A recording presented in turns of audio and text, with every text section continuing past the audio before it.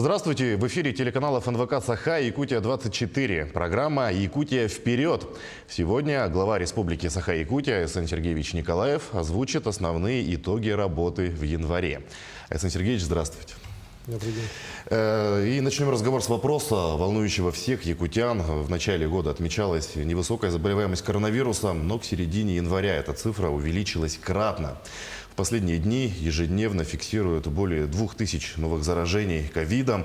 С чем связана вспышка заболеваемости и какой способ руководство республики считает основным в борьбе с инфекцией? Безусловно, у нас весь январь практически проходит под флагом борьбы с распространением коронавирусной инфекции. Сегодня уже точно можно сказать, что основной доминирующий штамм, который сегодня есть у нас здесь в Якутии, это новый штамм омикрон коронавируса. И, безусловно, цифры растут, и они будут, более того, дальше расти. Если у нас сейчас где-то чуть менее 3000, то уже сейчас мы перевалим за 3000 болеющих каждый день, так, новых. Вместе с тем, здесь надо понимать, что, конечно, болезнь коренным образом отличается от предыдущих штаммов. Она переносится гораздо легче, особенности вакцинированными. И свыше 90% случаев сегодня мы относим к легким и даже порой бессимптомным случаям проявления этой болезни. Она больше проходит сейчас как, знаете, как такое серьезное ОРВИ, как серьезный грипп. Это из того, что хорошее. Так? Из того, что, конечно, нас не радует, то, что много болеет детей. Практически 30% сейчас заболевающих – это дети. И дети, к сожалению, они болеют все-таки серьезнее, потому что дети не вакцинированы. У нас только-только по стране начинается вакцинация только лишь подростков с 12 до и старше, да, и, кстати, в Якутске уже сейчас можно, как раз во Дворце детства уже вакцинацию получить с разрешением от родителей подросткам. Вместе с тем, конечно же, еще раз говорю, то, что детей болеет больше, дети болеют серьезнее, это вызывает серьезные опасения. Мы по всей республике сейчас дополнительно койки разворачиваем. За последнюю неделю у нас порядка 600 коек развернуто по республике, из них порядка 400 дополнительно по городу Якутску. При этом у нас резерв серьезный есть, так, и тут бояться не надо. Мы уверены, что в части тяжелых больных, тех, кому требуется стационарная помощь, конечно, решения все будут приниматься. Но при этом, еще раз хочу сказать, мы все-таки вынуждены дополнительные койки разворачивать, которые у нас как раз после дельта, мы многие койки убрали, у нас был период, когда по республике всего лишь там чуть больше 1000 коек было по ковиду. Сейчас мы их постепенно каждую неделю прибавляем. Сейчас самая колоссальная нагрузка падает на амбулаторное звено, на первичное звено, на участковых врачей, на поликлинике. Мы это видели и по очередям, которые скапливались, и по большому количеству различных обращений ко мне в связи с этим.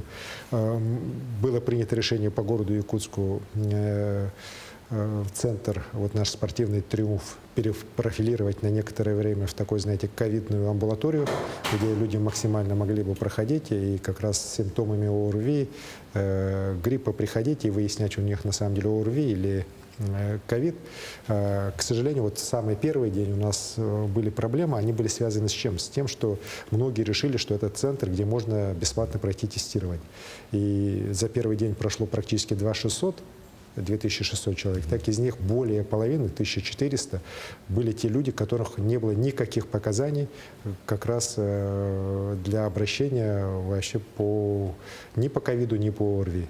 Но эти люди, на самом деле, придя в помещение, где было много людей, реально болеющих и ковидом, и ОРВИ, подвергли свое здоровье опасности.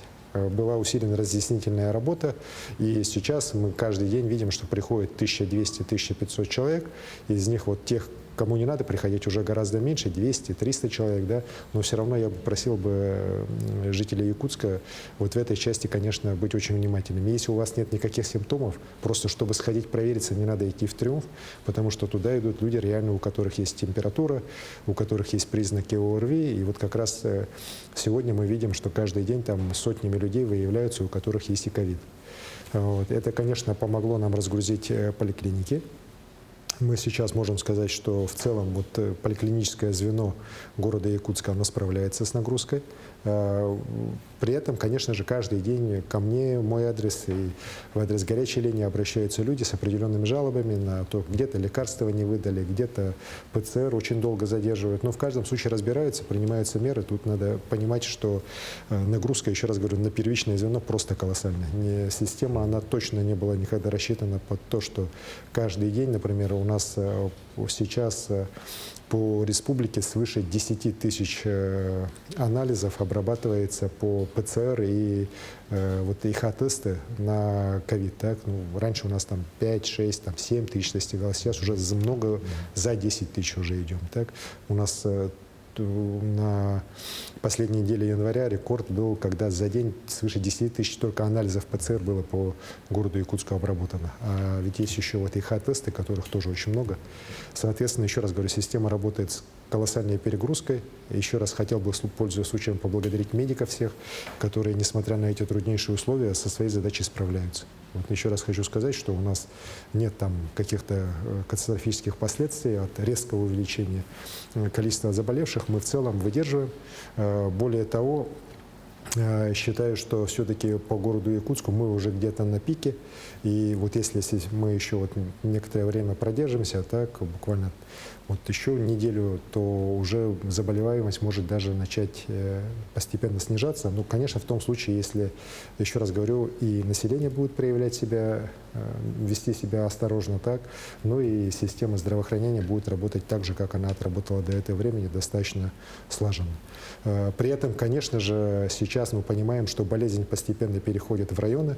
Есть ряд районов, где мы тоже видим точно уже циркуляцию омикрона, где идет достаточно динамичное повышение заболевших. И сейчас главная задача глав на местах, центральных районных больниц обеспечить амбулаторное звено необходимыми кадрами, необходимыми возможностями материальными, техническими. Ну и, конечно, чтобы в первичном звене, в амбулаторном звене было достаточное количество лекарств для лечения вот как раз коронавируса, в том числе в легкой его форме в основном. Действительно, теперь появилась и детская вакцина, направленная на безопасность детей и подростков. Но одним из действенных способов борьбы с распространением инфекции остаются ограничения. После послаблений вновь возвращаются некоторые запреты. Александр Сергеевич, какие ограничения, на ваш взгляд, самые важные? И ждать ли якутянам введения тотального локдауна? Безусловно, хочу сказать, что несмотря на всю сложность ситуации, мы не рассматриваем никаким образом введение локдаунов. Во-первых, еще раз говорю, сейчас течение болезни оно проходит совсем по-другому. Раз. Во-вторых, мы все-таки научились бороться с этой инфекцией. Ну и в-третьих, то, что значительное количество у нас людей в республике уже провакцинировано, оно дает свои результаты. Мы все-таки видим, что вакцинированные болеют легко, ну или даже, вот еще раз говорю, практически даже бессимптомно. Так? Ну и, соответственно, это помогает снять нагрузку на систему здравоохранения, поэтому говорить о каких-то там локдаунах, полном запрете всех и вся невозможно и не надо. Более того, мы действуем очень оперативно в зависимости от ситуации в том или ином районе. Ну, например, возьмем тоже образование. Вот несмотря на сложнейшую обстановку по городу Якутску, так, где школы у нас в основном все работают сейчас в дистанционном режиме, по республике у нас лишь 50% школьников сейчас находятся на дистанте, 50% обучаются очно. Вот. И в зависимости от той ситуации, которая складывается, мы в том или ином районе или переводим на дистант, или наоборот с дистанта уже переводим на реальное обучение. Так? Поэтому вот мы будем действовать гибко, оперативно, ну и у глав районов, городских округов на местах есть достаточно большие полномочия, чтобы через оперативные штабы те или иные решения принимать. Что касается новых ограничений каких-то, еще раз говорю, глобальных здесь уже не будет.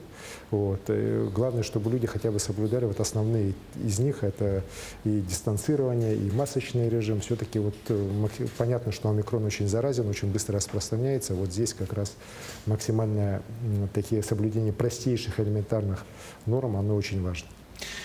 Перейдем к другим темам. Насколько нам известно, предстоит корректировка бюджета Якутии.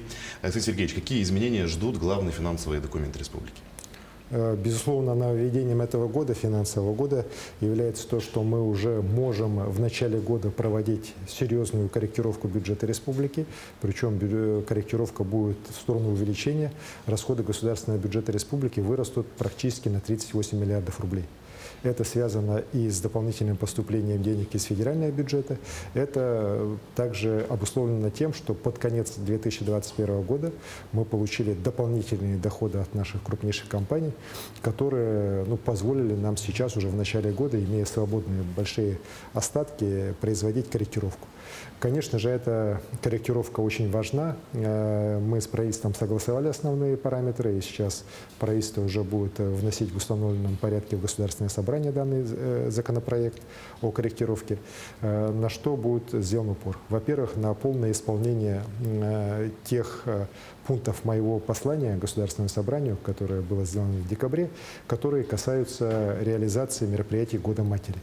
Это и капитал целевой на дети столетия, это решение проблем жилищных для семей с 5 и больше детьми, это и увеличение двухкратное денежного содержания на приемные семьи, ну и все другие те именно финансовые вопросы, которые должны быть решены в течение Года матери. Вот как раз сейчас в результате корректировки на это средства будут в полном объеме выделены.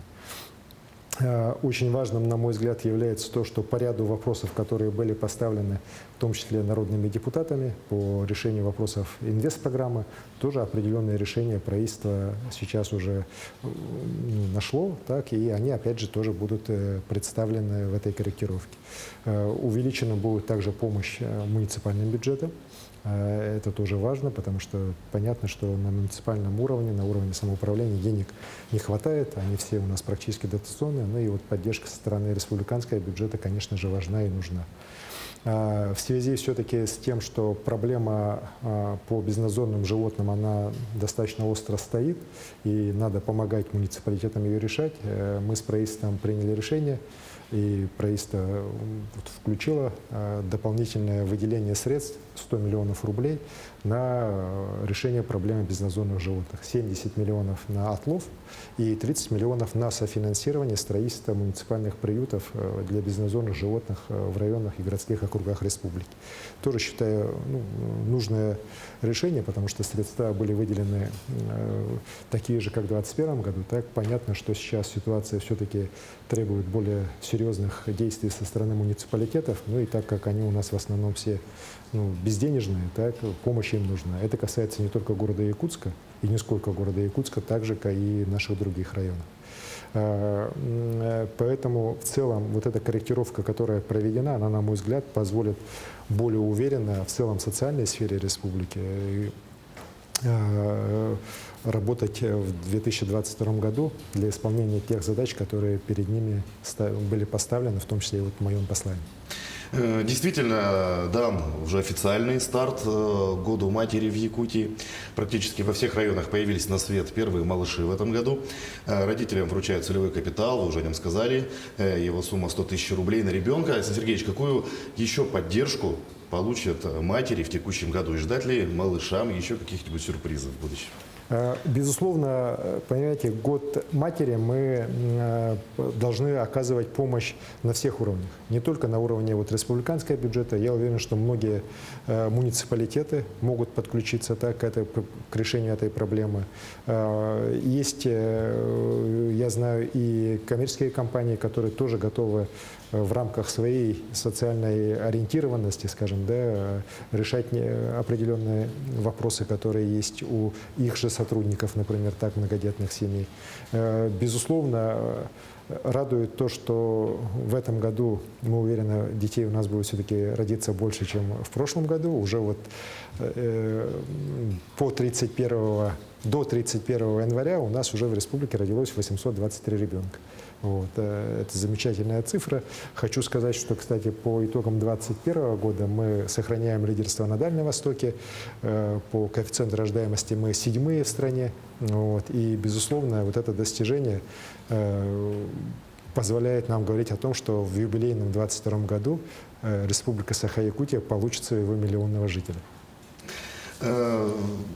В январе Якутию с рабочим визитом посетил министр природных ресурсов и экологии России Александр Козлов со своей командой. Какие вопросы вы обсуждали и какие решения приняты?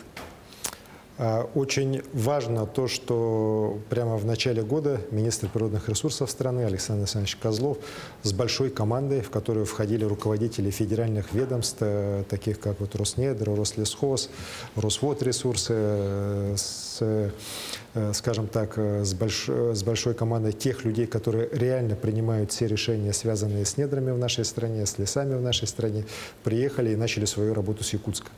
Мы работали очень интенсивно, несколько дней. В итоге нам удалось, скажем так, согласовать все подходы, в первую очередь по самому важному для нас, да и для якутян вопросу, это вопрос борьбы с лесными пожарами. Мы получили беспрецедентную помощь федерального бюджета сейчас, благодаря решениям президента страны. У нас на следующий год из федерального бюджета выделено 1 619 000 000 рублей. В целом на лесное хозяйство, в том числе на тушение пожаров, на авиамониторинг, наземную охрану лесов от пожаров. Это почти в 5,5 раз больше, чем было выделено в начале 2021 года. И, конечно же, сейчас главная задача, которая стоит уже перед нами, это правильно и эффективно использовать эти средства. Поэтому мы с министром природных ресурсов буквально пошагово прошли все этапы борьбы с лесными пожарами. Причем уже не после того, как они возникли, а еще до того. То есть это вопросы и комплектования штатных единиц, это вопросы обучения, вопросы их оснащения, вопросы проведения закупок по тем или иным направлениям, заключения договоров с авиакомпаниями. Ну а затем уже вот алгоритмы действий при пожарах. Работа комиссии по чрезвычайным ситуациям, переброска сил на опасные участки, подготовка и открытие новых авиаотделений лесоохраны в Республике Саха-Якутия, скажем так, маршруты переброски сил Рослесхоза в случае обострения здесь у нас ситуации. В общем, целый спектр вопросов был обсужден с участием наших специалистов и специалистов федеральных. Мы выявили достаточно большое количество таких, знаете, узких мест, по которым тоже, прямо же не откладывая на потом, в ходе вот этих совещаний были приняты конкретные решения, как и на уровне вот федеральных ведомств, так и на уровне республики. И вот как раз эти решения, в том числе и в корректировке бюджета, о которой мы с вами в предыдущем вопросе говорили, они уже все тоже заложены. И наша задача, чтобы, конечно же, в предстоящем пожароопасном сезоне 2022 года, понятно, что количество пожаров мало зависит от нас. У нас все-таки 95-96% пожаров – это стихия, так? Но чтобы даже при возникновении пожаров мы тушили их гораздо быстрее, эффективнее, и площадь пройденными пожарами была значительно меньше, чем в предыдущие годы. Отметилось начало года и вашей встречи с председателем Совета Федерации Валентиной Матвиенко. Валентина Ивановна тепло относится к нашей республике и лично поддерживает проекты Якутии, в том числе строительство онкологического центра и в Якутске, и проект «Дети Арктики». Расскажите, какие темы обсуждали и подробнее о проекте. Безусловно, я и Алексей Ильич Еремеев, который участвовал в встрече, мы поблагодарили Валентину Ивановну за постоянную поддержку, реальную поддержку Советом Федерации и лично тех инициатив, которые мы вносим и в Совет Федерации, и вообще на федеральный уровень. Благодаря именно личному вмешательству Валентины Ивановны Матвиенко были выделены средства на строительство вот онкологического диспансера, который сейчас у нас успешно строится, и мы надеемся, что уже в 2023 году он начнет работать и спасать жизни людей здесь, в Якутске. Тот же проект «Дети Арктики», который ряд федеральных министерств считали нецелесообразным на уровне России финансировать, считали, что это региональные проекты, и поэтому регионы пусть его финансируют сами. Вот как раз благодаря ее настойчивости было принято решение окончательно, и с этого года там не менее 500 миллионов рублей будет выделяться целевым образом на реализацию программы «Дети Арктики» у нас в стране. И, конечно же, мы доложили Валентине о ходе реализации вот этих проектов, но и обсудили другие проекты. Так? Это, конечно, и вопрос поддержки дальнейшего строительства Ленского моста, безусловно, это важнейший проект, он требует постоянного внимания от Совета Федерации, постоянной поддержки, потому что вопросов много. Вот, эти вопросы будут постоянно возникать в ходе строительства, и, конечно, нужно, чтобы такой парламентский контроль, контроль со стороны Сената страны, он был постоянным и действенным. Также я поднял еще два вопроса, которые я считаю тоже важными для республики. Вот сейчас как раз эпидемия коронавируса показала, что отсутствие в республике специализированной инфекционной больницы, специализированной инфекционной службы, оно, конечно, чревато многими негативными последствиями. И, конечно же, вот этот вопрос нами был поднят на федеральный уровень еще в прошлом году. Мы принципиально договорились с Министерством здравоохранения России о том, что проектно-сметная документация для Якутии, она будет особая. Вот не те стандартные решения, которые сейчас в центральных областях страны применяются, когда делаются быстро возводимые, скажем так, ковидные госпитали, да, а такая серьезная работа по строительству здесь настоящей специализированной инфекционной больницы, отвечающей всем современным российским и мировым требованиям.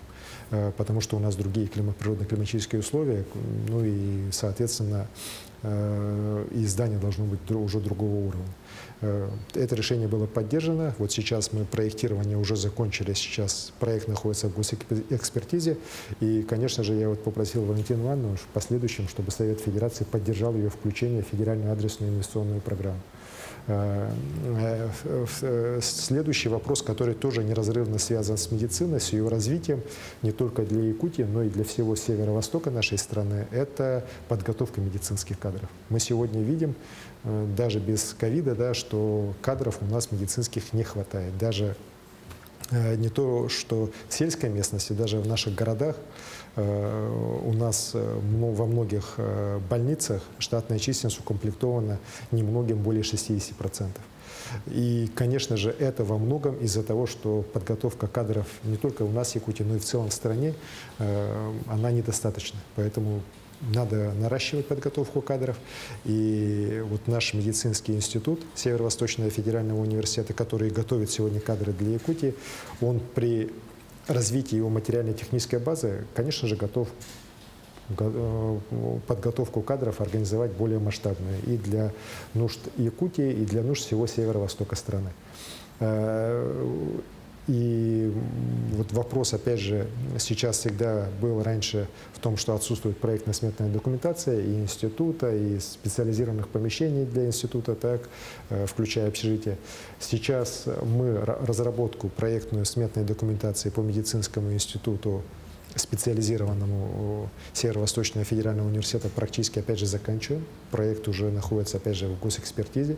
И, конечно, мы сейчас уже ставим вопрос, чтобы, опять же, через федеральную инвестиционную программу данный проект строительства медицинского института специализированного здесь у нас Северо-Восточного федерального университета имени Максима Кировича Амусова был профинансирован. Вот. Ну, Валентина Ивановна нас поддержала в этом направлении. Уверен, что с ее помощью, с помощью Министерства высшего образования и науки Российской Федерации, где этот проект тоже поддерживает, нам удастся в ближайшие годы включить его в план строительства, финансирования из федерального бюджета и построить его здесь у нас в Якутске. Это, конечно же, еще раз говорю, качественным образом изменит вопросы подготовки кадров для нашей медицины. Кадров современных, нужных, так, которые умеют работать и будут работать во благо здоровья каждого жителя Якутии. Перейдем к сфере транспорта. В Якутии проводили испытания нового отечественного среднемагистрального самолета МС-21. Цель испытаний – расширение условий, в которых допускается эксплуатация нового лайнера. Он вмещает от 163 до 211 пассажиров. Вы лично ознакомились с особенностями этого воздушного судна и планами работы авиастроителей. Как вы оцените новый отечественный лайнер и когда такие самолеты появятся в авиапарке нашей республики? Безусловно, очень отрадно, что наша страна возрождает свое авиастроение. Оно вот после кризиса 90-х, нулевых годов сейчас начинает уже достаточно активно идти вперед. Буквально на днях взлетел впервые в воздух уже самолет, который заменит Ан-2, самолет Байкал, так, и сейчас мы видим, активно строятся суперджеты, которые как раз вот от тех первых ошибок уже избавлены, а это уже самолеты более высокого, лучшего класса по надежности и эффективности. И, конечно же, вот самолеты МС-21, они должны заменить как раз среднемагистральные самолеты класса Boeing 737, Airbus 320 на наших внутри России. Для нас очень важно, чтобы этот самолет прошел испытания именно здесь, в Якутске, в самых холодных условиях, для того, чтобы был сертифицирован на более низкие температуры. Ну, у нас январь теплый, поэтому температуру им пока вот минус 45 поймать не удалось, но работы продолжаются. Так, уверен, что в таких лабораторных условиях, конечно, они искусственно создавали там и минус 55, это все работало так, но все-таки, вот еще раз говорю, работа именно в аэропорту Якутска считается той стадией, которую любой самолет крупный, проходящий уже предполетные испытания, готовящийся к серии, обязательно должен пройти. Это касается, кстати, не только наших российских самолетов, но и иностранных. Вот. Уверен, что все у самолета будет нормально. Сейчас вот специалисты также все-таки отрабатывают окончательную его компоновку с тем, чтобы самолет мог совершать беспосадочные рейсы Якутск-Москва. Для нас это принципиально важно. Мы об этом и разработчикам, и руководству концерна говорили. Ну, надеемся, что это все будет учтено при окончательной доводке этого самолета. Ну а так, с 2024 года он уже должен пойти в серию, но мы надеемся, что в 2025-2026 годах, если все пойдет нормально, то в авиапарке авиакомпании «Якутия» эти самолеты появятся. Начался юбилейный год. Вместе с тем хочется поздравить с юбилеем вас, Александр Сергеевич. В январе вам исполнилось 50 лет. Хочется пожелать вам здоровья, ну и чтобы все задуманные планы обязательно осуществились. Но все-таки, когда наступает юбилей, принято фиксировать определенные успехи. Александр Сергеевич, какие достижения вы бы отметили как самые значимые в жизни в свои 50 лет? Спасибо за поздравления. В эти дни я, безусловно, получаю поздравления и от знакомых людей, и от абсолютно незнакомых людей со всей республики, со всей страны. Много зарубежных поздравлений. Вы знаете, я счастлив. Я счастлив тем, что в свои 50 лет я считаю, что я реализовал те возможности, которые у меня были. Я благодарен и горжусь своей республикой, ее многонациональным народом, который доверил мне возможность республикой руководить, избрав на эту должность. Я горжусь своей семьей, своими детьми, близкими, родными. Я горжусь, знаете, своими знаниями и тем, что могу их применять. Горжусь, что с золотой медалью закончил Верхнеуральскую физмат-школу, хорошо учился на физическом факультете Московского госуниверситета. Недавно вот меня ректор наш МГУ Виктор Антонович Садович тоже поздравлял, говорил теплые слова. И вы знаете, я все-таки считаю, что лучшее впереди. Много еще надо сделать, много надо еще реализовать. Тех планов, которые есть у нас, есть у республики, есть у нашей страны. Для этого надо работать, ну и иметь хорошее здоровье. Действительно. Александр Сергеевич, спасибо, что пришли к нам, ответили на наши вопросы. Желаем вам дальнейших успехов в работе на благо нашей республики. Спасибо. Глава Якутии Айсен Николаев озвучил основные итоги работы в январе. Но мы продолжим следить за развитием событий. Оставайтесь с нами.